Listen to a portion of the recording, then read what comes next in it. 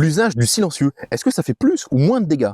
Question qui peut sembler saugrenue, mais qui a raison, en fait, d'animer à la fois les stands et les forums. Comme d'habitude, il y a deux équipes. L'équipe qui pense qu'un silencieux réduit la vitesse du projectile. Si la vitesse est réduite, la portée est réduite et par extension, les dégâts.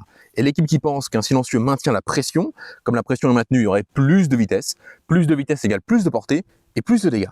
Pour trancher tout ça, on va faire des mesures. On va utiliser un chronographe, mais aussi une petite carabine. Donc ici une Axis 2 en 222 Remington, filetée pour pouvoir y mettre un silencieux.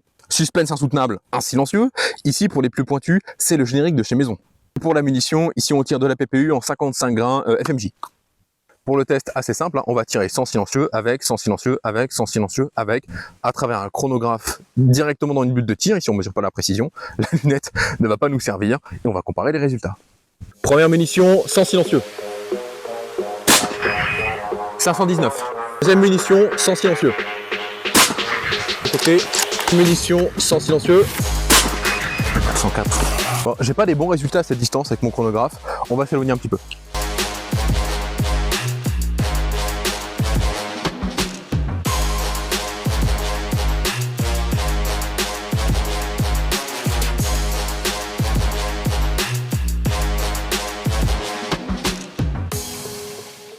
Bon, on se doutait que ce ne serait pas une victoire par KO, mais on a quand même des résultats intéressants. Pour les 3 tirs sans silencieux, on a eu 941, 948, 935. Ça nous fait une vitesse moyenne de 941 mètres par seconde. Avec silencieux, on a eu 946, 955 et 938 mètres par seconde. Ça nous fait une vitesse moyenne de 946. Avec seulement 5 mètres secondes, en fait, on est presque dans l'incertitude de mesure. C'est pas significatif. Mais à qui va la victoire? Par décision du jury, la victoire va à l'équipe qui pense qu'un silencieux modérateur de son, RDS que vous voulez, augmente la vitesse du projectile, et donc la portée, et donc les dégâts. Ça peut paraître assez contre-intuitif, mais en fait un silencieux, c'est plus de longueur de canon, donc une exploitation de la poussée sur une distance un peu plus longue, et même si ça vient d'étendre le gaz, il y a de la pression. Donc vous avez, entre guillemets, virtuellement, une longueur de canon un peu plus grande, et plus de pression plus longtemps. Donc le projectile est poussé plus loin. Mais alors pourquoi est-ce qu'un silencieux, c'est vraiment associé à une portée réduite et à des balles un peu molles? Parce que ça ne vient pas de nulle part.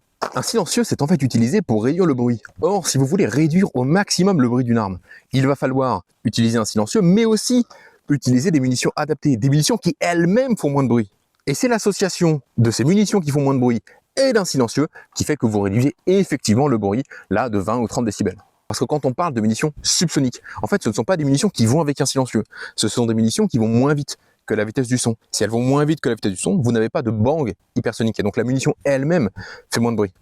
Enfin bref, on abordera les munitions dans un autre épisode. En attendant, si cette vidéo vous a plu, si le résultat vous a semblé intriguant, si vous voulez en voir d'autres, n'hésitez pas à liker, à commenter, à vous abonner. Vous connaissez la musique. À très vite et que le pixel soit avec vous.